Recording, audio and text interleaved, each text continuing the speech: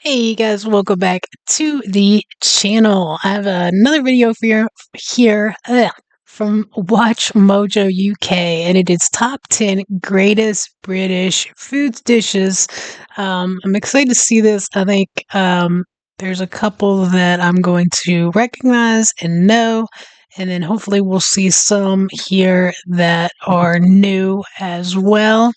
I will link this video in the description, and I'll have links to Patreon and how you can support the channel here on YouTube, as well as my new sports channel in the description as well. But let's go ahead and get into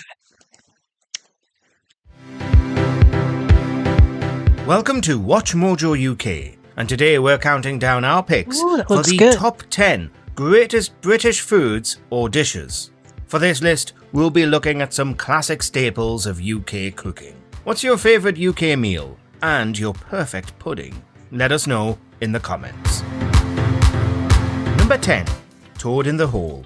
We love our sausages in the UK, this one? Whether as part of a breakfast, slapped on a butty, or paired with fluffy potato to create the classic bangers and mash. One traditional sausage dish that still survives today is the humble toad in the hole. It's not the most appetising of names, but otherwise, what's not to like about sausages baked in Yorkshire pudding batter? This simple meal is quick to make and especially tasty when paired with onion gravy. Toad in the hole began popping up in the 18th century as a way for poor families to stretch out meagre meat portions. It wasn't always made with sausage. One early recipe calls for pigeon in the hole, but nowadays it's sausage or nothing. Number 9. Haggis, neeps and tatties. A sheep's stomach stuffed with offal, onion and spices might not sound delicious, but it's actually pretty good. Haggis can sometimes be found in a full Scottish breakfast, but is most often eaten as... I know this is definitely Scottish. The thing about this one, he's 100% right. It does not sound appealing, but I will say that I have seen people eat this and try it for the first time, and I've never seen anybody that didn't think it was good. So, hey, when in Rome. As part of the Burns night supper, neeps and tatties, turnips and potatoes, are traditionally served alongside the haggis and washed down with a dram of whiskey. Burns night celebrates the famous Scots poet Robbie Burns, writer of Auld Lang Syne and Address to a Haggis. The latter poem is read over the food at an annual supper, after the haggis has been piped in with great ceremony. It's possibly an acquired taste, but it's hearty fare, well suited to cold winter nights.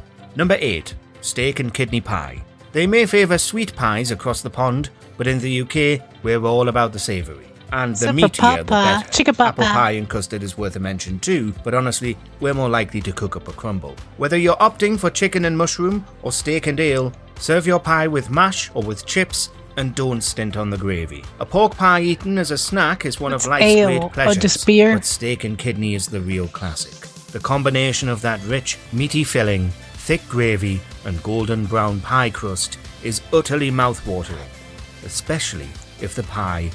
All of this looks great, and it is up my alley until you get to the kidney parts.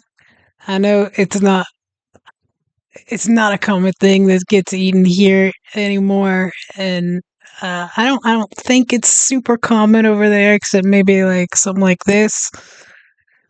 But it's one of those mental things when you say something like kidney or what's another one, like here, like pig's feet or something. It's just doesn't sound good. It stops your appetite. Number 7. Trifle. Originating in England, the trifle has had some success as a children's party favourite. Good. But really, it's adults who love this indulgent confection of jelly, fruit and cream. That might have something to do with the amount of booze it's acceptable to pour into these things. Although the recipe can vary greatly, versions of this layered pudding began making cookery book appearances back in the 16th century. The trifle's glory days may be behind it, but as it's easily rustled up and always looks impressive, we doubt it'll disappear anytime soon. In fact, in 2022, a new variation on the dessert, looks really good. Lemon Swiss roll, white chocolate, and amaretti biscuits, was chosen as the official platinum pudding to commemorate the Queen's Jubilee. Number 6. Shepherd's pie and cottage pie. When it comes to the nation's favourite pies, some of our most beloved are not really pies at all. Shepherd's pie and cottage pie are established family favourites made from mincemeat topped with mashed potato and cooked in the oven. Many of us think of the two pies as interchangeable, but supposedly shepherd's pie uses lamb, hence the name, while cottage is traditionally made with beef mince. The British cousin of spaghetti bolognese and chili con carne, shepherd's or cottage pie has become a staple for many of us in the UK. However, there is a possibility that it actually originated in France. Number 5. Sticky toffee pudding. Compared to some of the distinguished dishes on this list, sticky toffee pudding is a bit of a newfangled invention, coming to popularity in the 1970s. The Aussies and the Kiwis call it sticky date pudding, but we can claim the recipe as our own. The modern incarnation traces back to a hotel in Cumbria, although one pub in Yorkshire claims they were serving it back in 1907. A good sticky toffee pudding consists of a light, moist sponge made with chopped dates and seasoned with nuts or spices. It's doused in toffee sauce and served with vanilla ice cream or custard. There's no British delicacy that feels more indulgent, but if you want a quick fix, you can even make it in the microwave. Number 4. Chicken Tikka Masala. Considered by some as our national dish, yes really, this mild chicken curry is Britain's favourite Indian meal, but it's not really Indian at all. Inspired by butter chicken, it's believed to have been invented back in the 60s by the British South Asian community. Was it the Bangladeshi migrant chefs, the British Pakistanis from Glasgow, or the Indian cook from London with the can of Campbell's soup? Whichever apocryphal tale is the true version, we can safely say that chicken tikka masala was designed to be marketed to Brits. Not too spicy and swimming in gravy, the tomato and chicken based dish is more than a tasty takeaway classic, it's multiculturalism in action. Number 3. A full English. Breakfast is the most important meal of the day, and there's nothing more satisfying than when you get the chance to do it properly. No croissants or pancakes for us. Brits traditionally break their fast with a fry-up. Your full English should typically include sausages, bacon and eggs, mushrooms, fried bread, fried or grilled tomatoes, black pudding, and maybe a hash brown or two. The Scottish add haggis, white pudding, oatcakes or tatty scones. The Welsh occasionally include cockles and laverbread, and an Ulster fry might be served with soda bread or potato cakes. Whatever part of the UK you hail from, it's widely understood that a fry-up is the food of the gods, a reliable hangover cure, and a great British institution. Number 2. You know what? Like, it looks good. It looks good. I'm not a huge sausage person in general, but it looks good. The unfortunate thing about the English breakfast, and I'm going to try one soon, is that every time I see it, I think of Train Spotting and that scene at the breakfast table. If you know, you know, because it's gross. Sunday roast. Talking of British institutions, let's take a minute to celebrate the traditional Sunday roast. Many households still sit down to a roast dinner on a Sunday afternoon, I want 100%. And pubs still roaring trade in carveries that looks so for Sunday good. lunch. The Great British Roast is basically a less fancy version of your classic Christmas dinner. Roasted meat, Yorkshire puddings, roast potatoes and veg are your basic components. Gravy and stuffing are recommended, and of course, whatever sauce goes best with your meat of choice. Hey, I've got a question for you guys, because we don't have these, which you guys call carveries. But I actually saw a comedian talking about it that I watched over on Patreon, and it sounds like where I want to be. Do you have like a chain one that is just like super reliable and always good? Or do you think that you should go to more like local ones? Let me know in the comments what your thoughts are, and like give me names of these places so I can kind of look them up and Google stalk them and check them out. So if I ever do get the opportunity to come across the pond over there, like, because that's one of the places I want to go to for sure.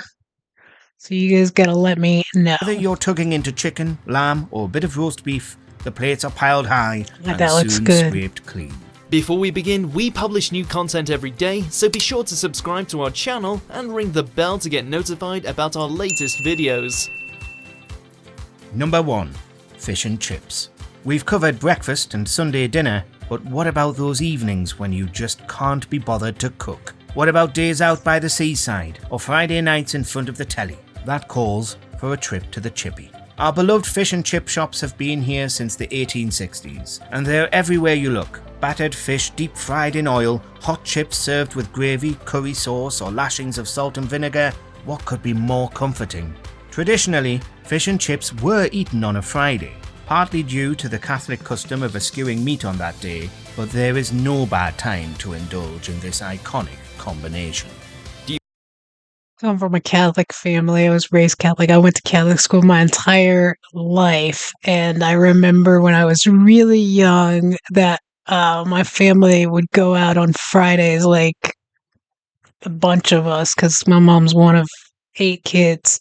So it was great because I had all kinds of cousins and stuff like that. But I remember us going to like Red Lobster on Fridays to get like fish and shrimp and stuff like that because nobody was eating like meat. You agree with our picks? Check out these other great clips from Watch Mojo UK and subscribe. Right, so for that was more. it. That was good. A lot of stuff that I've seen before, but some new information. And I still think for me the Sunday roast is the thing that I would be looking the most forward to having.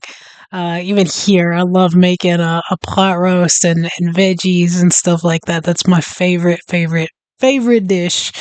Even this year for my birthday, that's what I wanted for my birthday dinner. So um, you guys let me know what your favorite one on that list was in the comments. And don't forget to like, subscribe, share, and have an awesome day. Thanks for watching with me, guys.